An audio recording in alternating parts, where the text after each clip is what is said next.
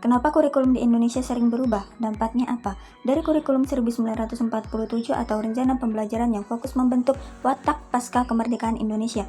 Kemudian kurikulum 1952 adalah penyempurnaan dari kurikulum 1947 dengan materi yang lebih terhubung dengan kehidupan sehari-hari. Selain itu diatur juga satu guru hanya mengajar satu mata pelajaran.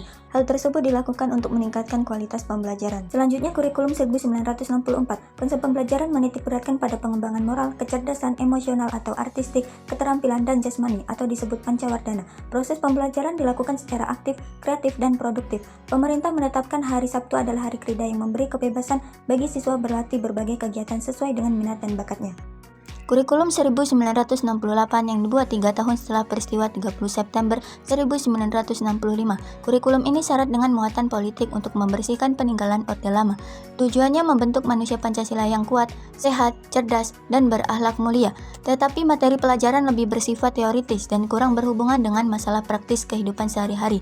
Dan di kurikulum ini sistem penjurusan pertama kali diperkenalkan dimulai sejak kelas 2 SMU atau sekarang kelas 11. Selanjutnya adalah kurikulum 1975 yang dipengaruhi manajemen by objektif. Kurikulum ini menekankan efisiensi melalui PPSI yang merinci metode, materi, dan tujuan pengajaran secara detail.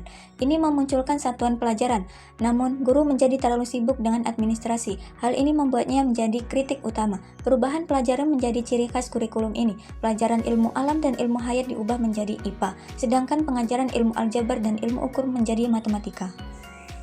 Selanjutnya kurikulum 1984 yang membawa perubahan signifikan. Kurikulum ini diperkenalkan karena kurikulum sebelumnya dinilai lambat merespon kemajuan masyarakat Indonesia.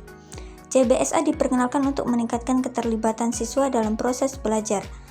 Ditambahkan pula mata pelajaran pendidikan sejarah perjuangan bangsa untuk memperkuat rasa nasionalisme siswa. Kurikulum 1994 dan suplemen 1999 merupakan kombinasi inovatif dari kurikulum 1975 dan 1984 yang diadopsi di Indonesia. Salah satu perubahan signifikan adalah sistem pelajaran yang berubah dari semester menjadi 3 caturbulan dalam setahun.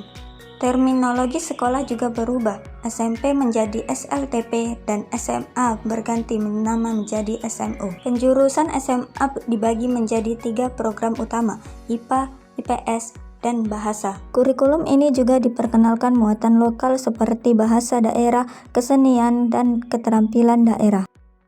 Mata pelajaran PSPB dihapus, namun kurikulum ini mendapat kritik karena materi yang dinilai terlalu berat dan padat. Sebagai standar pendidikan resmi yang komprehensif, kurikulum ini tetap menjadi panduan penting dalam pengembangan pendidikan Indonesia. Kurikulum berbasis kompetensi 2004 memperkenalkan paradigma baru dengan fokus pada pencapaian kompetensi.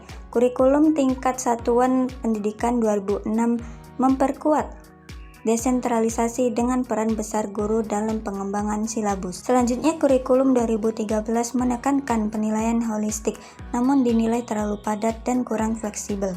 Selanjutnya kurikulum Merdeka pada tahun 2022 memberikan fleksibilitas lebih besar dengan pendalaman materi dan kemandirian belajar. Setiap perubahan membawa Indonesia menuju pendidikan yang lebih relevan dengan adaptif kebutuhan zaman. Perubahan kurikulum di Indonesia selalu dipengaruhi oleh dinamika politik dan tuntutan perkembangan global.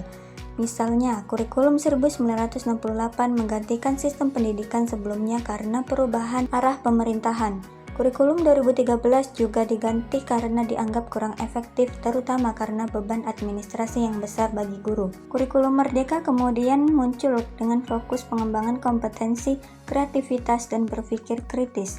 Namun pelaksanaannya masih menghadapi kendala seperti kurangnya pemahaman guru dan keterbatasan sarana di daerah. Masalah implementasi kurikulum di Indonesia sering disebabkan pergantian yang terlalu cepat. Pemerintah perlu menjamin stabilitas kurikulum dengan masalah penerapan minimal 5 hingga 10 tahun. Administrasi perlu disederhanakan, RPP 1 hingga 2 halaman, dan template asesmen siap pakai. Pengawasan konsisten tanpa tambahan dokumen akan meningkatkan efisiensi implementasi. Perlu investasi infrastruktur akses internet, perangkat digital untuk daerah 3T, dan platform pembelajaran.